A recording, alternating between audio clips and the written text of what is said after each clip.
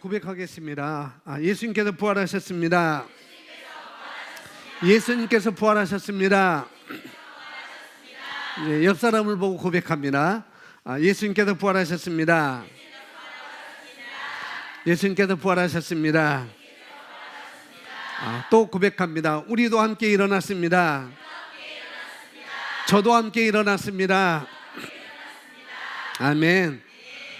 그래서 우리가 하나님에 대해서 산자가 되었고 또 세상에 대해서는 죽은 자라고 오늘 로마서 6장 말씀에서 우리에게 말씀을 해주고 있습니다. 우리 예수님께서 부활하셨고 예수님의 부활은 바로 우리 기독교의 가장 근간이 되는 것이고 가장 에센스가 되는 것이고 중심 중에 중심이 되는 것입니다. 그래서 바로 예수님이 부활하셨다는 이야기고 또 그 부활로 맞춰진 것이 아니라 또 우리의 부활까지 이루어졌다는 것을 우리가 오늘 말씀을 통해서 함께 보겠습니다. 먼저 우리 영상을 먼저 보고 말씀 보겠습니다.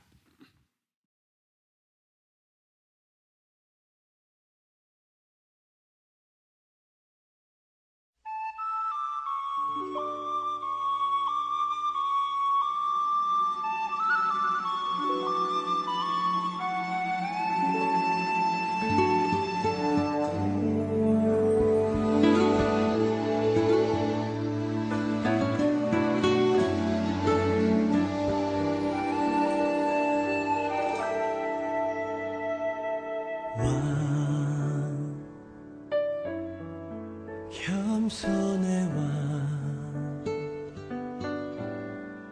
평범한 목수의 아들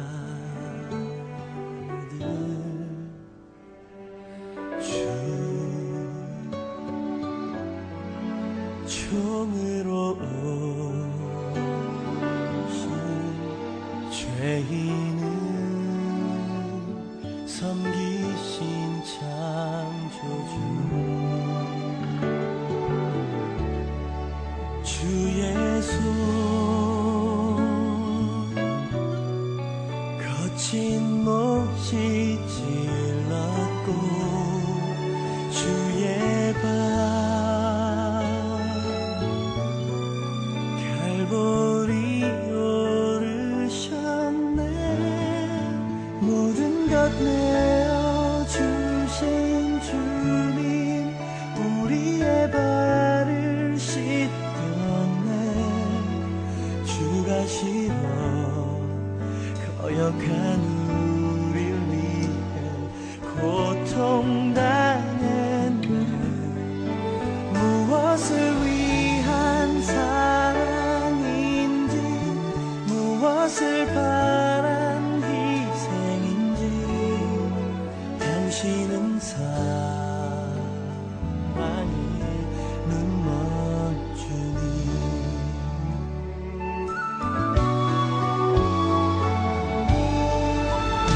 인간을 지은 하나님이 인간 손에 죽으셨네 주가 싫어 무시한 우릴 위해 죽임 당했네 무엇을 위한 사랑인지 무엇을 바란 희생인지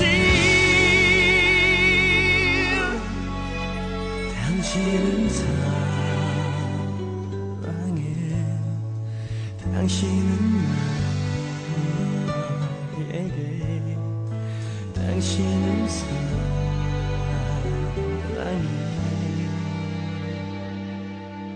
눈먼 주님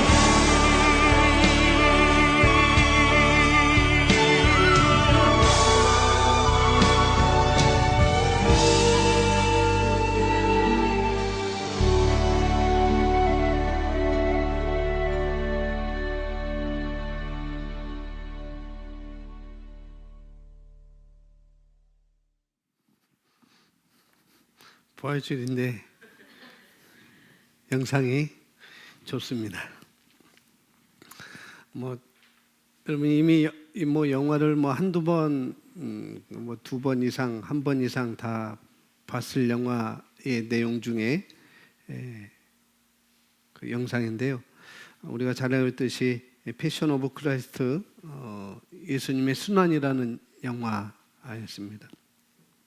그 영화에 청광훈 목사의 그 겸손의 왕이라는 가사를 넣어서 이렇게 또 영상을 보니까 더 뭉클하기도 하고 또 감사하기도 하고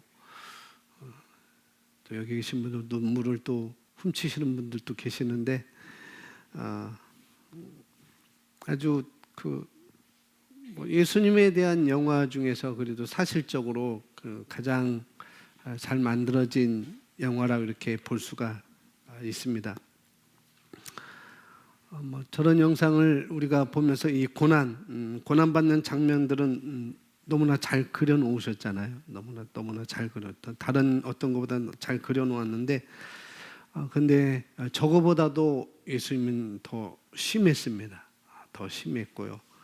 단지 손바닥에 대못을 박는 것이었지만은 그것도 손바닥에 대못을 박는 것도 참 끔찍한 그 일이지만 그것보다도 더 예수님께서 채찍에 맞으실 때는 수차례 말씀드렸지만 그 채찍은 일반 채찍이 아니고 그 채찍 끝에 철이 이렇게 다 들어가서 여러분 혹시 잘 모르겠네요. 그 채찍 끝에서 한 1m 정도 이렇게의 거기 철심이 다 들어가 있어서 보통 때는 이 철이 이렇게 다 이렇게 뭉쳐져 있지만은 그러나 그 채찍이 프라켓이라고 해가지고요. 프라켓인가 뭔가 나중에 찾아보면 되겠습니다. 한 1m 정도 끝에서 1m 정도 되는 거기에 철을 다 이렇게 중간중간 박아놔서 처음에는 이 철들이 이렇게 다 틈이 없이 이렇게 있습니다. 그런데 채찍을 딱 쳐가지고 사람의 몸을 휘감을 때 그때 이 철들이 다 벌어져가지고 살을 다 이렇게 무는 거죠.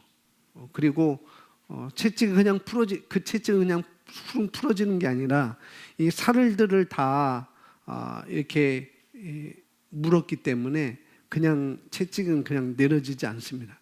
사람이 그래서 그 채찍을 벗기려고 군병들이 이 채찍을 그냥 빼죠. 그때 그 철과 철 사이에 묻어있던 그 살들이 다 살점이 다 뜯겨 나가는 거예요.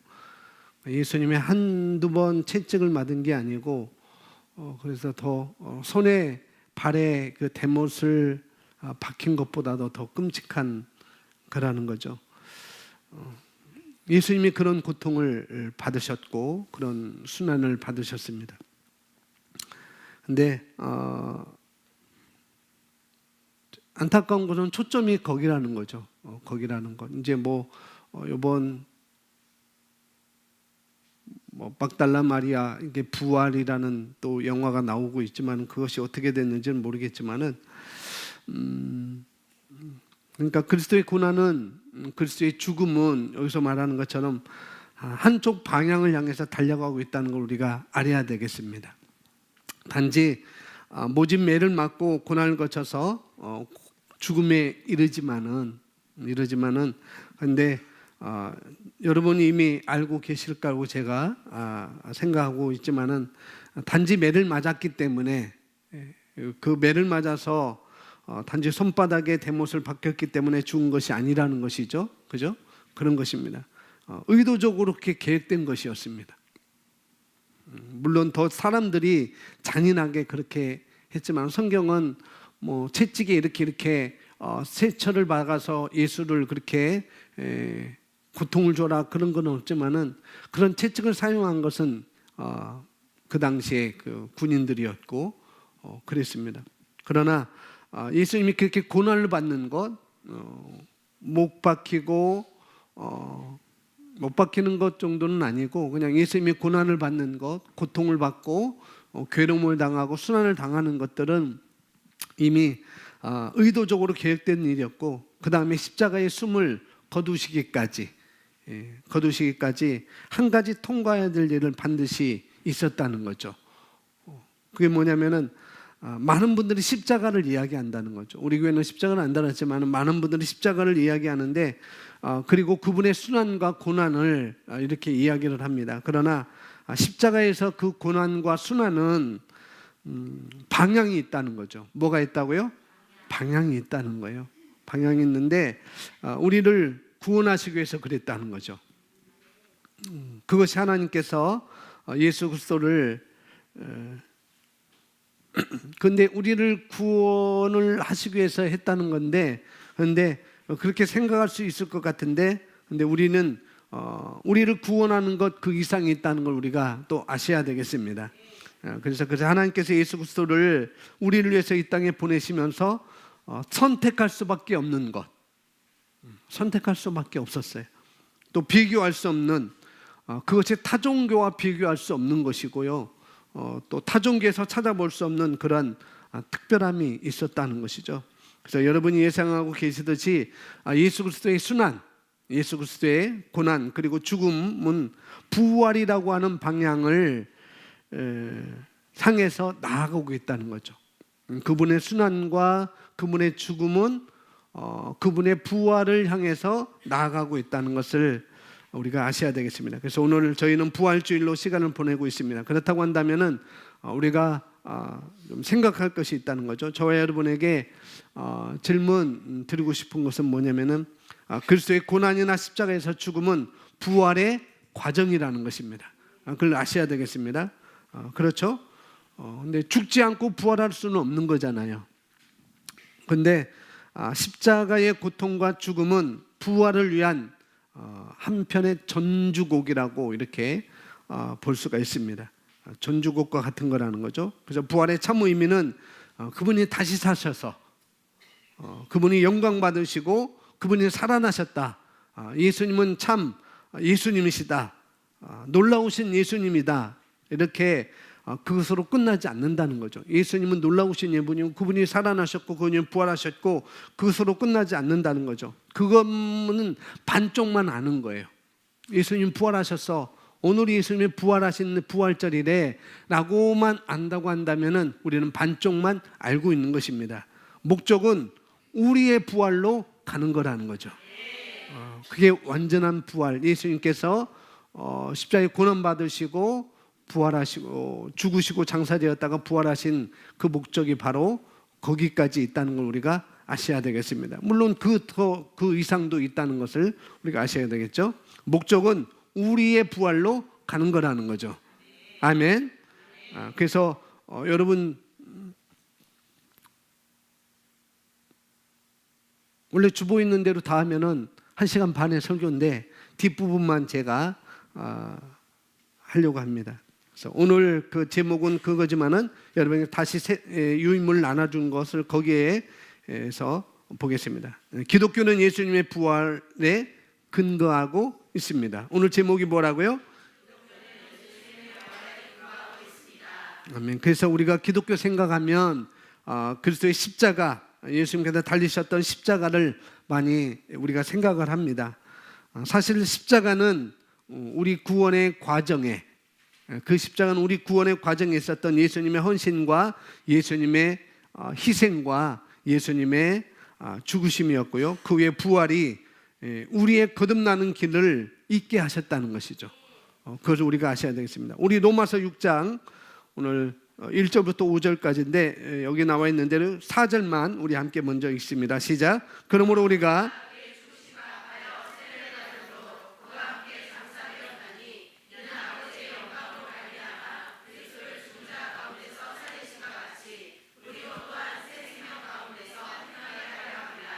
아멘. 이게 아주 그 방향이 여기까지인 것을 우리가 알 수가 있습니다. 바로 우리가 그의 죽으심과 합하여 세례를 받고 그와 함께 장사되었고 그분의 영광으로 그리스도를 죽은 자 가운데서 먼저 살아나게 하시고 다른 말로 또 일어나게 하시고 또한 그분이 하나님의 보좌 우편 앉으실 때 그런 말씀을 하고 있는 거죠. 우리가 그 자리에 함께 앉게 되고 또 그분이 이렇게 하신 이유는 우리가 어디에 새 생명 가운데 행하게 하려 함이라라고 말씀하고 있습니다. 오늘 세 분이서 세례를 받는데 바로 그걸 하는 거죠. 세례는 내가 그분과 함께 죽었어. 그리고 그분과 함께 내가 부활했어.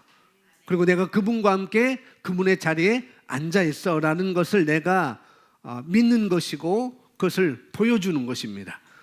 그것이 바로 세례라는 거죠. 세례는 그분과 함께 죽었다가 다시 살아났다는 것을 그런 것을 말하고 있습니다. 그래서 우리가 그리스도인이라고 한다면은 이제 우리의 과거에 나랑은 상관없이 여러분의 과거는 여러분과 상관없이 우리가 새 생명 가운데 살아야 되고 또 새 생명 가운데가 사는 삶을 우리가 인식해야 되겠습니다. 자, 내용 보겠습니다. 만일 죄로부터의 구원이 기독교에 대한 전부라면 죄로부터의 구원이 기독교의 전부라면 예수님께서는 죽은 자들 가운데서 다시 일으켜지실 필요가 없었습니다. 십자가에서 죽으신 것으로 충분했을 것입니다. 그분의 죽음은 우리 모든 죄값을 지불했고 완전한 속죄를 보장했습니다. 그러나 그것은 속량일 뿐이지 기독교가 아닙니다. 기독교에 대해서 말하고 있습니다. 우리 기독교에 대해서 속량은 값을 치르고 어떤 사람을 구원해 주는 것을 의미합니다. 구해 주는 것을 의미합니다. 그래서 예수님께서 죽으셨을 때 그분은 자신의 생명으로 사람들의 속량의 값을 지불하신 것입니다. 그분은 그리스도인이 아니라 모든 인류를 위해 그렇게 하셨습니다. 예수님이 십자가에 죽으신 것은 모든 인류를 위한 당신만이 아니고 그분만이 아니고 모든 인류를 위한 값을 치르신 거라는 거죠. 또 이어서 보겠습니다. 그리스도께서는 그리스도인을 위해 죽으신 것이 아니었습니다. 이것을 한번 보십시오. 예수님께서 십자가에 달리셨을 때 하나님의 마음에서는 우리 또한 그분 안에서 함께 못 박힌 것입니다. 왜냐하면 예수님께서는 우리의 대표자이셨기 때문입니다. 그분께서 다 이루었다라고 외치시고 죽으셨을 때 우리 또한 그분 안에서 죽은 것입니다. 저와 여러분이 그렇다는 것이죠. 여기에 바로 사탄도 알지 못하고 천사들도 놀라워하며 알기를 원했던 대단한 사실이 있습니다. 기독교는 바로 그분의 죽으심이 아니라 예수님의 부활에 근거하고 있다는 것입니다. 물론 죽음도 필요한 것이죠. 죽어야 부활할 수 있으니까. 그러니까 죽음으로만 우리가 기독교로 인정할 수가 없다는 거죠. 그래서 예수님의 순환에 대해서는 40일 동안 많이 그래서 어저께 제가 어느 목사님에게 전화드렸는데 제가 저녁 때가 돼서 식사하셨습니까? 라고 이렇게 여쭤보니까 고난 주간인데 밥을 먹어? 그러시더라고요. 그래서 제가 잘못했구나. 저는 먹었는데요. 그렇습니다. 그러니까 예수님의 순환에 대해서는 딱 이렇게 하고 그다음에 예수님의 부활에 대해서는 딱 오늘로만 끝나는 거예요. 순환은 40일 동안 하고 또 일주일 동안 금식하고 예수님의 부활이면은 또 오늘은 또 기뻐해야 되는 것이고 또 40일 동안 우리가 기뻐하고 춤춰야 되는 것이고 감사해야 되는 것이고 그걸 또 증언해야 되는데 너무 한쪽으로만 쏠려 있다는 것이죠. 바로 그거라는 거예요. 기독교는 거기로만 방향이 맞춰진 것이 아니라는 것. 예수님의 고난, 예수님의 순환 거기에만 맞춰진 것이 아니라 기독교는 그것뿐만 아니라 더한 것이 뭐냐면은 부활에 근거하고 있다는 것이죠. 그래서 다른 종교와 다르다는 거예요. 다른 종교와 비교할 수 없는 것이고 다른 종교에서 찾아볼 수도 없는 것이고 제가 예전에 해피타임 할 때 그랬습니다. 어떤 사람이 김영철이라는 그 스님이 어떤 그런 내용이 있어요. 나중에 해피타임 여러분 들으시면 됩니다. 거기에 스님이었었는데 정말 여기서는 사람을 살릴 수가 없구나. 그래서 성경에서 사람을 살리는 그 내용을 보면서 이것이 참다운 종교다. 이건 다른 종교에서 찾아볼 수 없다. 그래서 그분이 개종을 해서 목사님에 대해서 간증하고 다니는 그런 간증의 책이 나온 적도 있고, 저희 새신자반 해피타임에 그 내용이 제가 설명드리는 내용이 있습니다. 아마 새신자반 했던 분들은 아마 그런 내용을 기억할 거예요. 그래서 우리가 기독교는 그분의 죽음이 아니라, 그분의 고난이 아니라 예수님의 부활에 근거하고 있다는 것이죠. 예수 그리스도의 부활은 우리에게 속량 이상의 것을 주었습니다. 그분의 부활은 우리를 생명의 새로움 가운데로 이끄셨습니다. 우리는 그리스도와 함께 일으켜졌습니다. 에베소서 2장 6절 함께 있습니다. 또 함께 일으키사 그리스도 예수 안에서 함께 하늘에 앉히시니. 아멘. 너무나 감사하고, 그래서 구원 이상이라는 거죠. 고난 이상인 것이고 죽음 이상인 거라는 거죠. 우리를 함께 일으키사, 그러니까 예수님의 부활만 아니고 우리도 함께 일으켜지는 것. 그리고 그 다음에 그리스도 예수 안에서 함께 하늘에 앉히시는 것. 그래서 우리는 십자가에서 보좌까지, 부활로 끝나는 게 아니고 보좌까지, 예수님이 하나님 우편에 앉아 계신 그 자리까지 우리는 바라보는 것이고 인식하고 사는 것이죠. 근데 여기 오늘 내용 보니까 바로 사단도 알지 못했다는 거죠. 사단도 알지 못하고 천사들도, 하나님의 그 천사들도 놀라워하며 알기를 원했던 아주 대단한 사실, 바로 그분의 죽으심이 아니라, 죽음뿐만 아니라 예수 그리스도의 부활이 우리의 속량의 이상이라는 것을, 또 생명을 주기 위해서 그렇게 하셨다는 것을, 그런 길을 여셨다는 것을 사단은 몰랐고 천사들도 알고 놀라워했다는 거죠. 그것을 말하고 있습니다. 우리가 보았던, 시작하면서 보았던 영상의 내용에는 없지만은, 영화 마지막 예수님께서 부활하실 때 처음에는 그 예수님이 십자가 달릴 때 아주 괴상한 형체를 가진, 사람의 형체를 가진 그 마귀를 뜻하는 거죠. 사단을 뜻하는 것이 아주 웃고, 예수님이 죽으시는 것을, 그 장면을 보고 마귀는 씩 웃고 가요. 그냥 웃어요. 그런데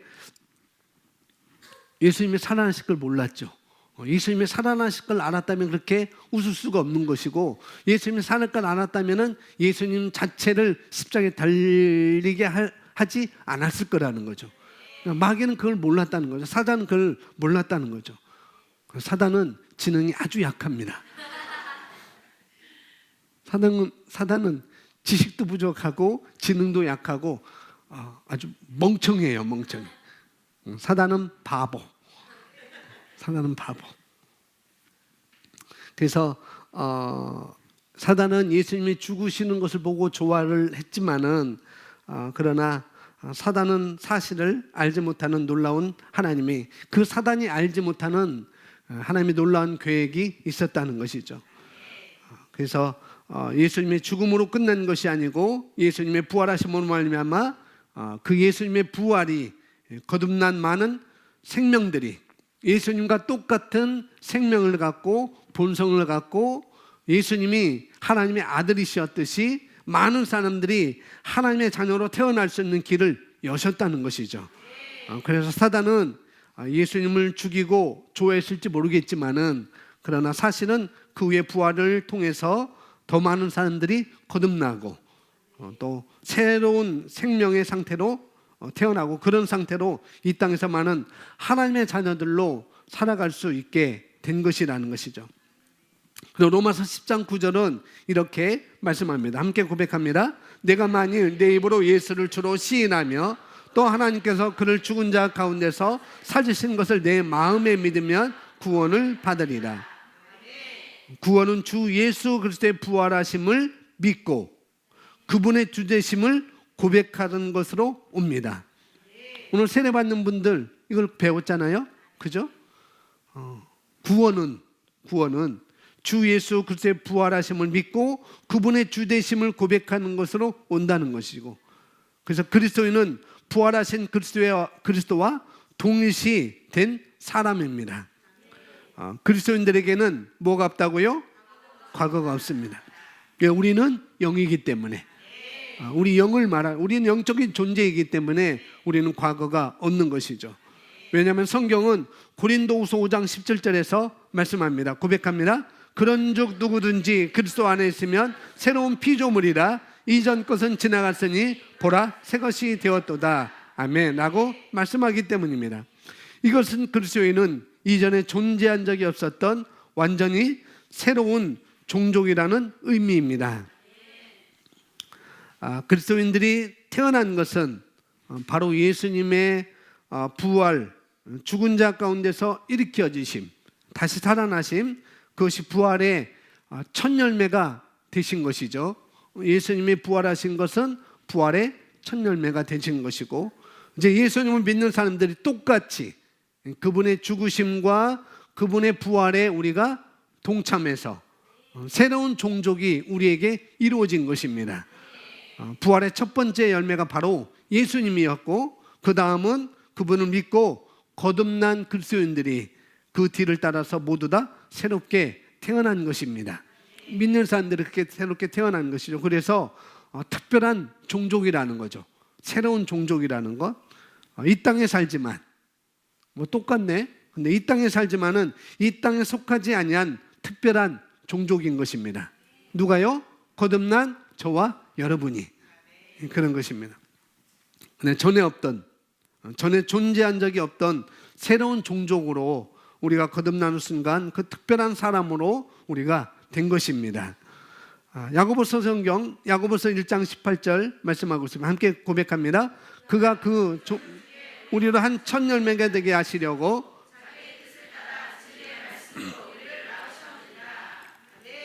이렇게 선포한 것은 당연합니다. 그러므로 거듭난 당신은 단지 속량받은 사람이 아닙니다. 당신은 그리스도의 속량의 사역의 뭐라고요? 열매입니다.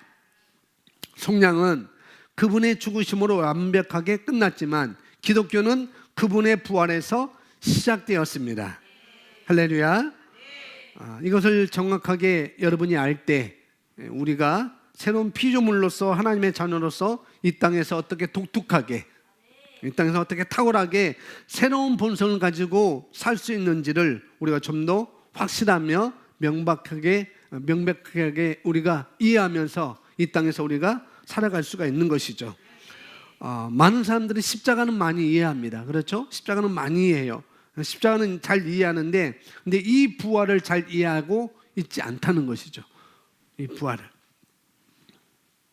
우리는 이미 부활됐습니다.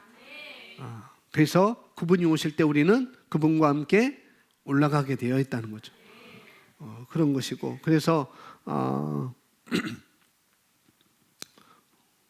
십자가에서 우리가 하신 일을 감사하고 있지만은, 십자가에서 주님이 하신 일을 우리가 감사하고 있지만은 실제로 그분이 하신 일, 그 모든 사람에게 속량을 해주시고, 모든 사람의 속량을 해주시고, 그 다음에 누구든지 받아들이기만 하면, 이것을 내가 받아들이기만 하면은 예수님을 영접, 또 나오네요. 또 받아들이는 순간 자신의 입으로 예수를 주로 주님으로 시인하는 것.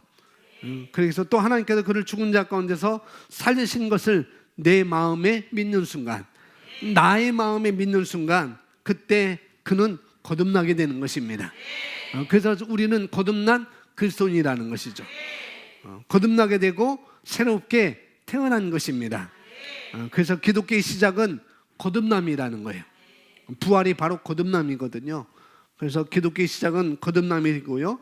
거듭난 자들을 기독교인이라고 말하고 있는 것입니다. 그래서 부활이 우리 그리스도인들의 시작이고 그것이 바로 우리가 새롭게 태어난 지점이고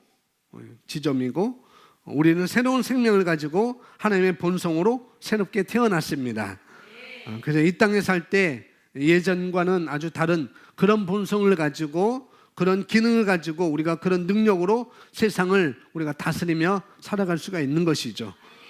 그래서 예전에 살던 우리 삶이 환경의 지배를 받고 살았다고 한다면, 내 예전의 삶은 환경의 지배를 받고 살았다고 한다면은, 그러나 우리는 그 상황과 질병의 피해를 받고 살았던 그런 삶이었다고 한다면, 거듭난 그리스도인들은, 거듭난 저와 여러분들은 하나님의 자녀로서 영생하는 생명을 가지고 살아났습니다. 그래서 우리는 생득권을 가지고 있어요. 모든 면에서 생득권을 가지고 있습니다. 어떤 면에서? 모든 면에서.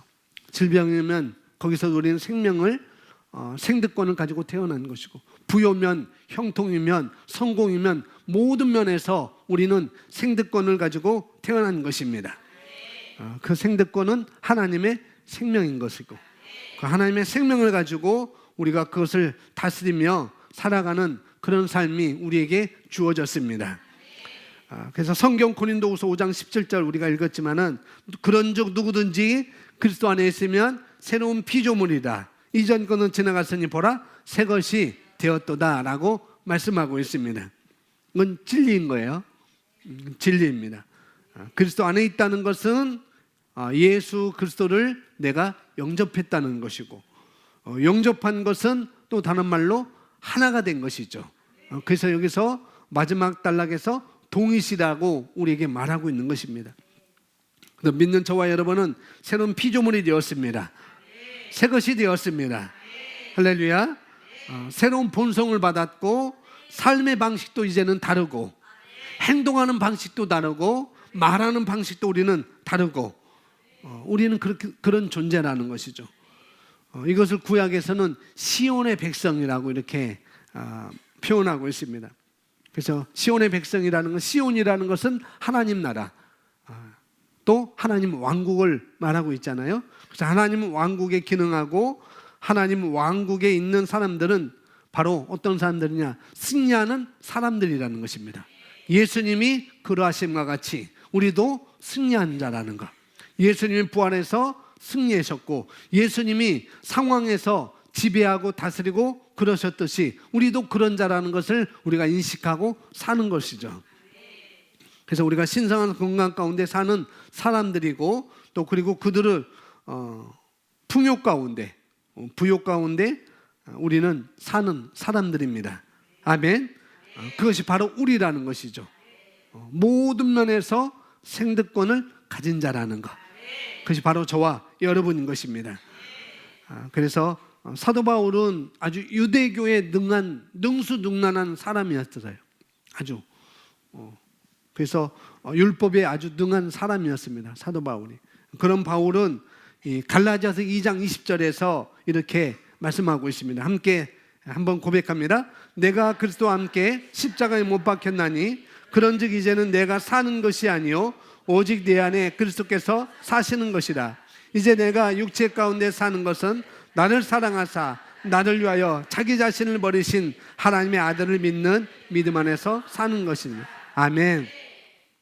그리스도와 함께 십자가에 못 박혔고, 누가요? 누가? 내가. 너가가 아니고 내가. 누가가 아니고 내가 십자가에 못 박혔고, 그럼에도 불구하고 내가 살아있는데, 사도 바울은 말하는 거죠. 그럼에도 불구하고 내가 살아있는데 이제 사는 것은 옛날에 그 생명으로 사는 것이 아니야 라고 말하고 있는 것이죠. 똑같이 우리도 그분과 함께 십자가에 못 박혔습니다. 그리고 우리는 그분과 함께 우리는 살아났습니다. 살아난 우리는 이제 사는 것은, 이제 우리가 사는 것은 그 옛날의 그 생명으로 사는 것이 아니라, 그렇죠?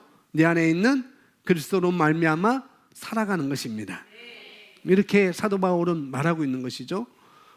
우리 함께 기도문 읽겠습니다. 사랑하는 아버지, 시작. 사랑하는 아버지,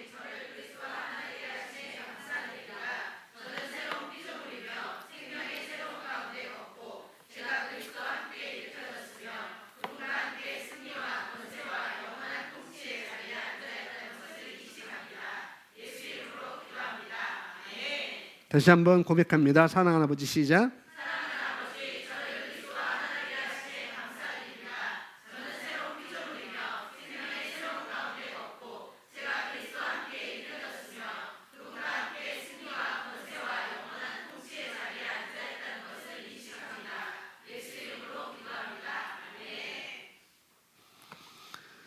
우리 함께 이제 예배가 마치 일찍 끝났는데 우리 함께 기도하겠습니다. 이 시간 우리가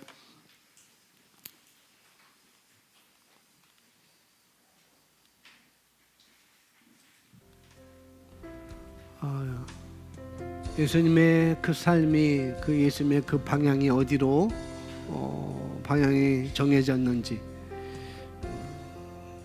그냥 그분의 고난으로만 끝난 것이 아니고 그분이 부활하신 것이고, 또 그분의 부활로만 끝난 것이 아니고 또 우리의 부활로 방향이 맞춰졌다는 것을 우리가 아시면 되겠고요.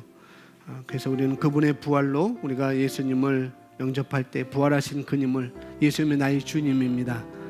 그리고 그분이 죽은 자 가운데서 하나님께서 찾으신 것을 내가 믿습니다라고 우리가 고백하는 순간 우리가 거듭나서 새롭게 우리가 하나님의 자녀로 태어날 때 가지고 있는 영생하는 생명을 우리가 가지고 있는 것입니다. 그리고 성령님이 저와 여러분 안에 들어와 계신 것이고요. 그리고 우리에게 그 하나님의 사랑이 부은 바 된 것이고, 우리가 의의 생명을 가지게 된 것이고, 과거와 비슷한 그런 삶이 아니라 이제는 다스리는 삶, 우리는 의로 행동하고 우리는 죄를 다스리고, 그뿐만 아니라 우리가 어떤 삶이든지 다스리는, 예수님께서 이 땅에 계실 때 최고의 모델을 우리에게 보여주셨습니다. 바로 어떤 상황도 다스리는, 어떤 상황도 다스리는 하나님의 아들의 모습을 우리에게 보여주셨습니다. 우리에게도 그런 삶이 주어졌다는 거예요. 나에게도 주었고 여러분에게 주었습니다. 그래서 요한일서 4장 17절에 주께서 그러하심과 같이 우리도 이 세상에서 그러하니라 라고 말씀하고 있습니다. 우리는 바로 예수님의 부활의 근거에서 새로운 생명을 가지고, 새로운 본성을 가지고, 그분의 생명을 가지고 우리가 성령과 동행하면서 우리가 승리하며 사는 그런 삶을 우리가 살아갈 수 있습니다. 그래서 오늘도, 오늘뿐만 아니라 앞으로도 여러분은 왕과 같이 통치하고 다스리는 삶을 만들어 가시기 바랍니다. 우리 함께 기도합니다. 할렐루야. 아버지 하나님.